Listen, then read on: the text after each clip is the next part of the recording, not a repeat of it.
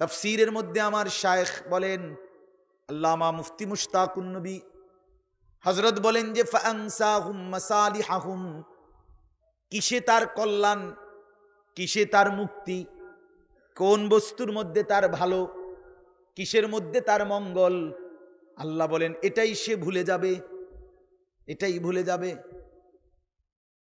নামাজ পড়ে না, এতে যে তার জাহান্নাম এটাই তার মনে নাই। নারীর পিছনে পড়ে আছে, এটাই যে তার বরবাদি এটাই বুঝে নাই।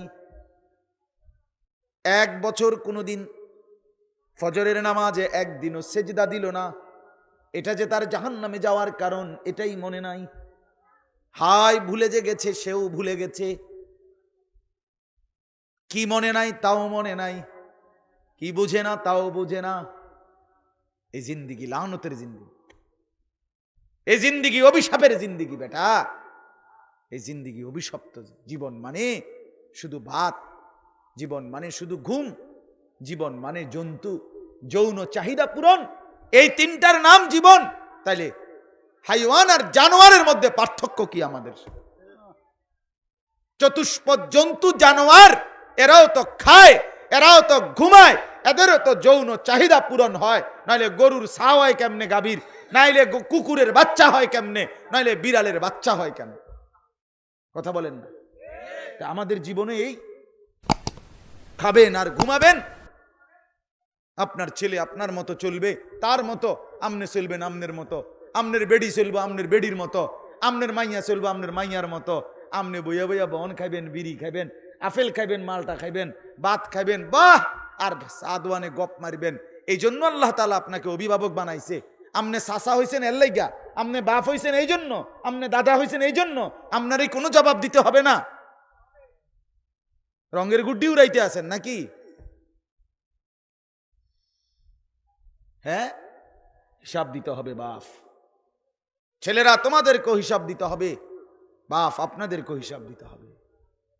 একজনকে রব্বুল আলামিন 1 সেকেন্ডের জিন্দিগির 1 মুহূর্তের হিসাব থেকে আল্লাহ বাদ দিবে না। ওয়া উরিদু আলা রাব্বিকা সাফফা, রব্বুল আলামিন বলেন হাসরের মাঠে তোমাদের প্রত্যেককে আমি আল্লাহর সামনে সারিবদ্ধভাবে দাঁড় করানো হবে। এরপরে একজন একজন করে আমার সামনে পেশ করা হবে।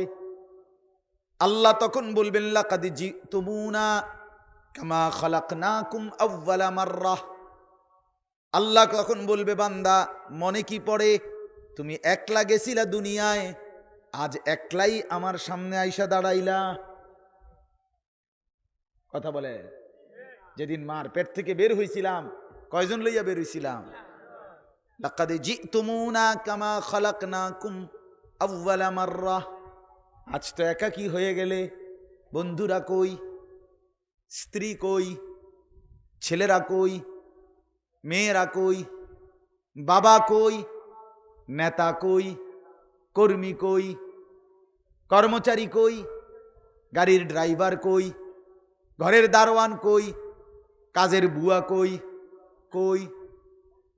আল্লাহ বলেন বাল জাআমতুম আল্লান নাজআলা লাকুম মাওঈদা, তুমি তো মনে করেছিলে নাফরমান এমন একটা দিনে আসতে হবে না। কি এর কিয়ামত, কি এর হাসর, মাইতিসা চাই হুজুররা কত কথা কয়, হুজুররা সব ধরলে কি আর চলন যাইবনি? আছে না এমন বেত্তমিস? কথা বলেন না কেন? টাং এবারে টাং গাইয়া হতাম দরকার। হ্যাঁ, কি বলছেন? হুজুরের এত কথা ধরলে চলন যাইতো না। কদ্দুর ধরলে চলন যাবে, হেদ্দুর কই কন? আপনি কদ্দুর চলতেন হারবেন?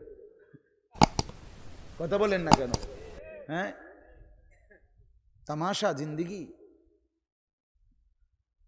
রব্বুল আলামিন বলেন তুমি তো মনে করেছিলে হাসরের এই মাঠে আমার সামনে আসতে হবে না, আজ কি বুঝলা?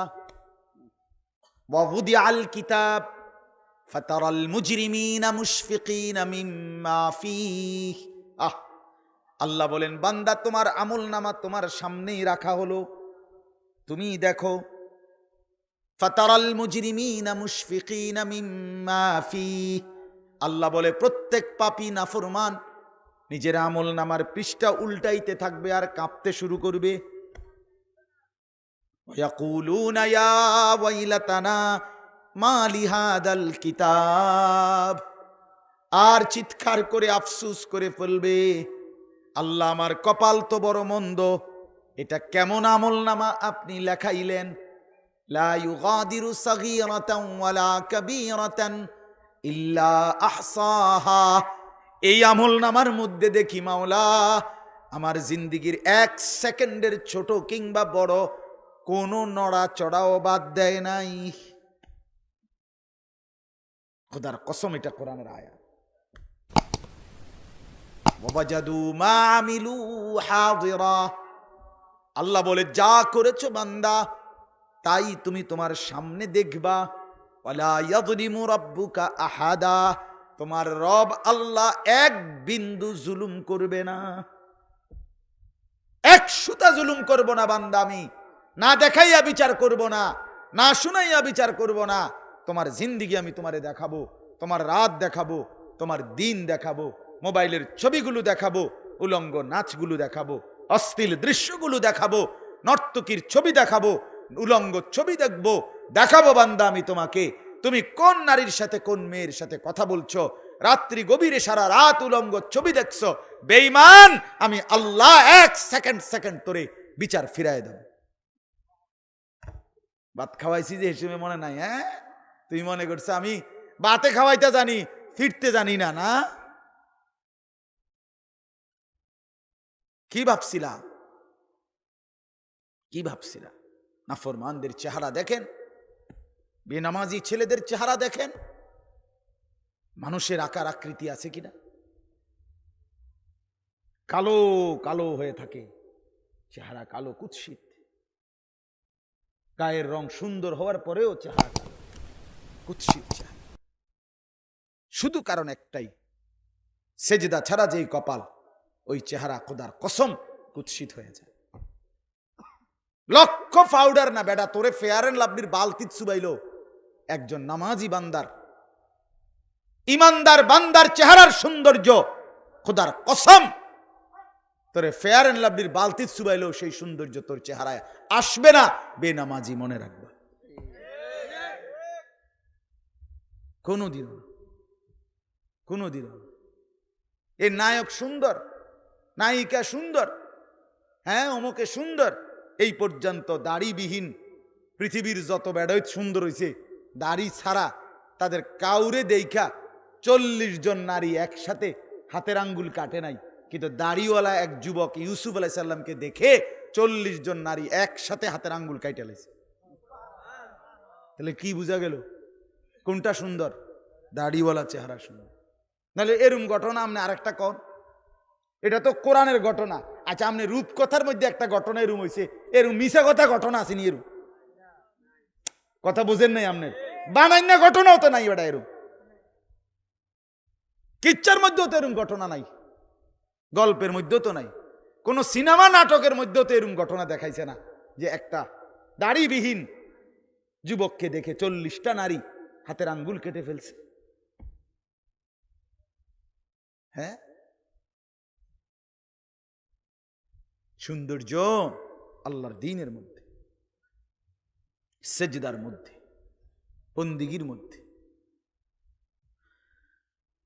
আল্লাহ আমাদেরকে বুঝ দান করেন। যদি বারবার ভুলে যাও, একদিন সত্যি সত্যি আমি আল্লাহ তোমাকে তোমার থেকে ভুলিয়ে দেব।